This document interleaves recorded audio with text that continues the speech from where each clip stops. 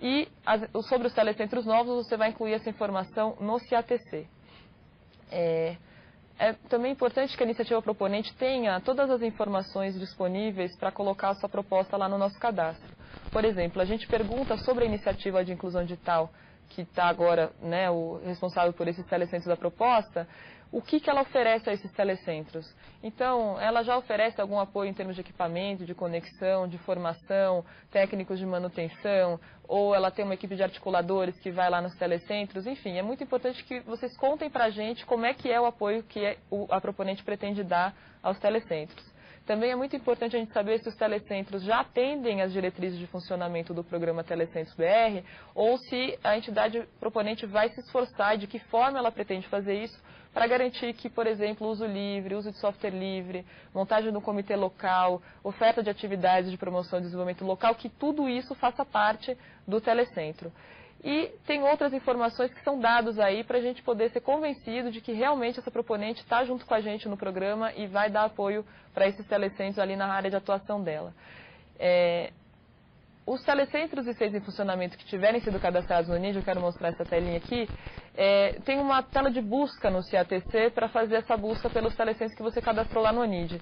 Então, entrando nessa tela, você vai conseguir fazer uma pesquisa no NID, ver todos os telecentros que foram cadastrados lá, selecionar aqueles que fazem parte da proposta e incluir os telecentros e centros em funcionamento na proposta.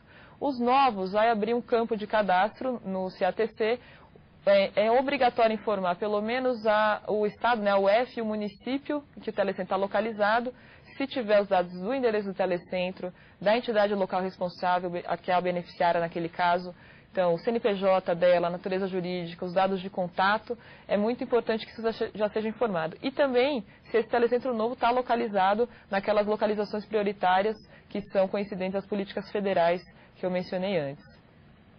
Depois que tiver sido feita a seleção de todos os telecentros em funcionamento, CIDs em funcionamento e telecentros novos da proposta, vai aparecer essa tela para que o proponente diga para cada telecentro o que está sendo pedido. Então, essas bolinhas que estão circuladas aí em cima é para você ver o seguinte: esse telecentro aqui, ele precisa de equipamento novo ou ele precisa de um kit de equipamento recondicionado? Ele precisa de uma bolsa nesse valor de R$ 483,01 ou ele vai pedir duas bolsas da metade do valor? Ele precisa de formação para um monitor que não tem bolsa?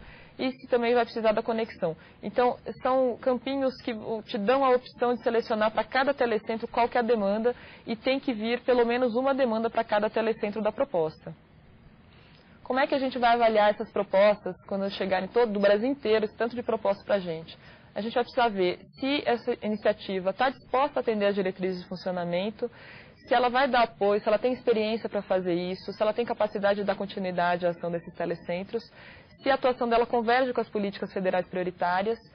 E também tem um dado muito importante: para poder apoiar aí um número muito grande de telecentros pelo Brasil, é importante que as propostas cheguem para a gente com pelo menos 10 telecentros por proposta.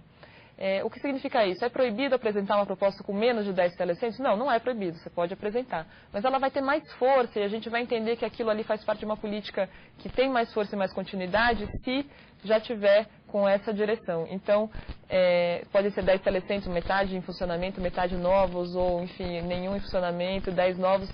A proponente é que vai ver isso. A gente não aceita que as unidades de telecentros apoiadas tenham finalidade comercial, então não pode cobrar pelos serviços que vão ser usados ali, as máquinas colocadas pelo programa, a conexão colocada pelo programa, o bolsista que está sendo pago pelo programa, nada disso pode ser cobrado. E a gente não quer que de nenhuma forma isso vire uma atividade comercial, porque existem outros espaços aí que são espaços comerciais mesmo de acesso, e a ideia do telecentro não é ser igual a eles, nem concorrer com eles. A gente tem aqui a proposta de um espaço comunitário e público.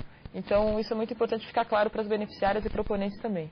A gente também não quer que esses computadores fiquem lá instalados e não tenha ninguém monitorando o uso deles. Você fala assim, bom, mas eu não tenho como colocar um monitor, então pede uma bolsa para o monitor, coloca um jovem da comunidade lá atendendo, porque não adianta ter o computador lá isolado e não ter ninguém ajudando a comunidade, principalmente as pessoas que não sabem como é que usa isso tudo, a usar esses computadores.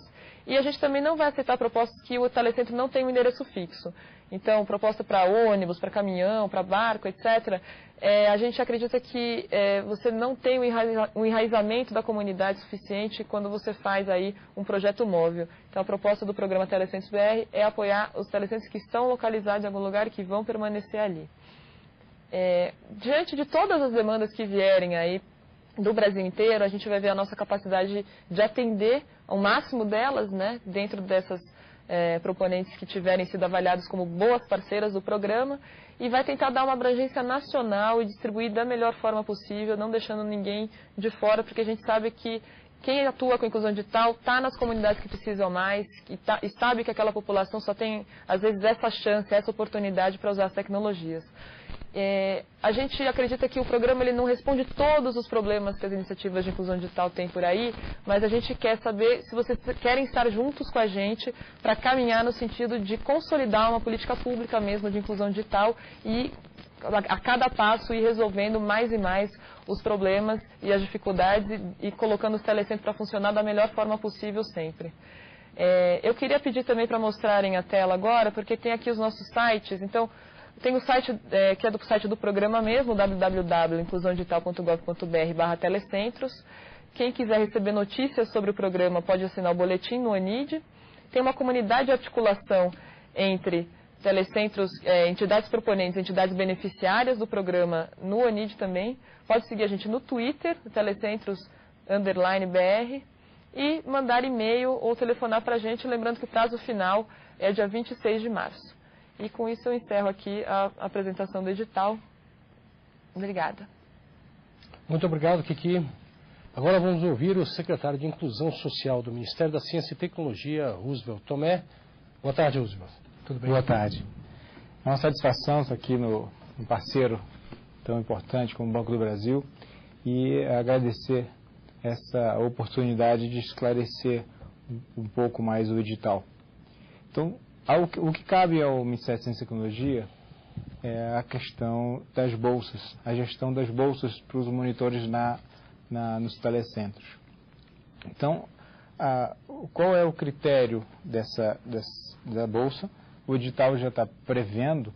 Agora, é fundamental entender que as entidades, conforme a Kiki falou, a entidade proponente, a entidade beneficiária, tem um papel distinto, onde a entidade proponente ela se responsabiliza pelos cadastros, pela seleção do bolsista, pelo cadastro, onde a relação com o CNPq vai ser feita instituição proponente com o CNPq. A bolsa paga direta para o bolsista através de uma conta do Banco do Brasil. Agora, os bolsistas têm uma condicionante para ingressar no cadastro, que é o currículo Lattes, que é o padrão de formulário para a concessão de bolsas do CNPq. É evidentemente que esse currículo Lattes ele é bastante complexo, mas a instituição proponente vai ser responsável, vai estar auxiliando esses bolsistas. Agora, com relação ao valor da bolsa, aqui que já mencionou, são duas bolsas de R$ 241,50 ou uma de R$ 483. Previsão de 8 mil bolsas ou 16 mil, se forem duas.